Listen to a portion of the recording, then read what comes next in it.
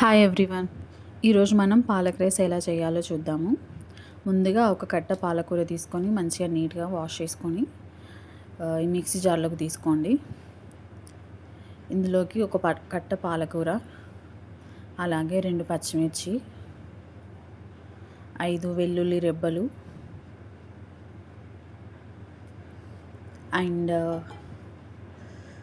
Half spoon జీలకర్ర, చిటికెడు salt వేసుకొని మిక్సీ చేసుకోవాలి దీన్ని.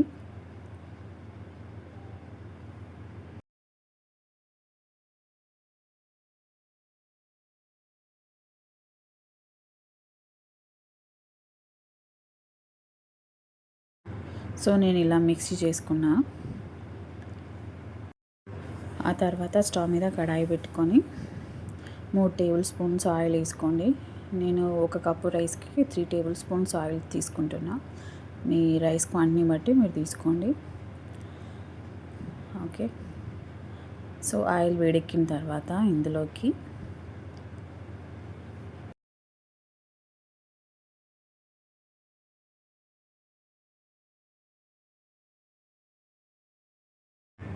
బిర్యానీ ఆకు, దాల్చిన చెక్క, 2 లవంగాలు, 4 మిరియాలు వేసుకోండి. వేసుకొని 2 మినిట్స్ ఫ్రై చేసుకోండి.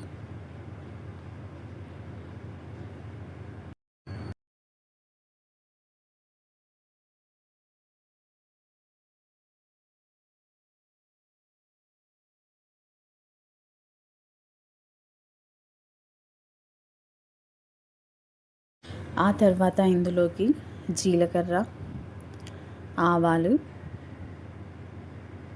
అలాగే ఎండుమిర్చి వేసుకొని ఫ్రై చేసుకోండి 2 మినిట్స్. ఇది ఫ్రై అయిన తర్వాత ఇందులోకి కరివేపాకు ఇంకా కొత్తిమీర వేసుకొని ఫ్రై చేయండి.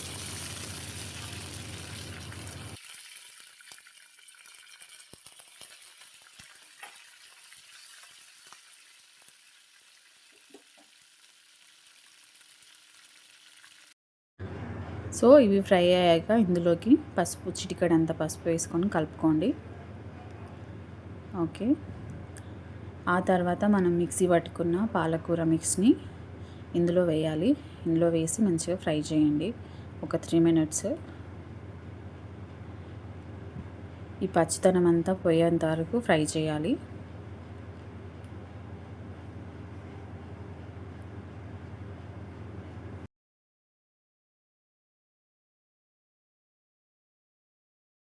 ఆ తర్వాత ఇందులోకి నేను రుచికి సరిపడా సాల్ట్ వేసుకుంటున్నా. సాల్ట్ వేసుకొని బాగా కలుపుకోండి. కలుపుకున్న తర్వాత ఇందులోకి మనం రైస్ వేసుకోవాలి.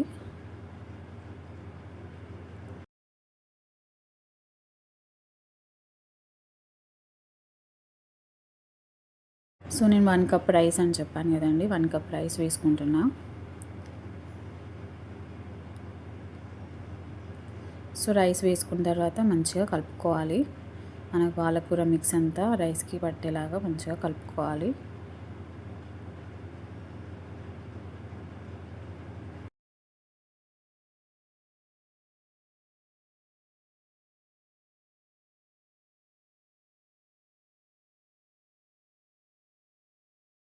ఇంకా అంతే అండి, అంతే మనకు పాలక్ రైస్ రెడీ అయిపోయింది.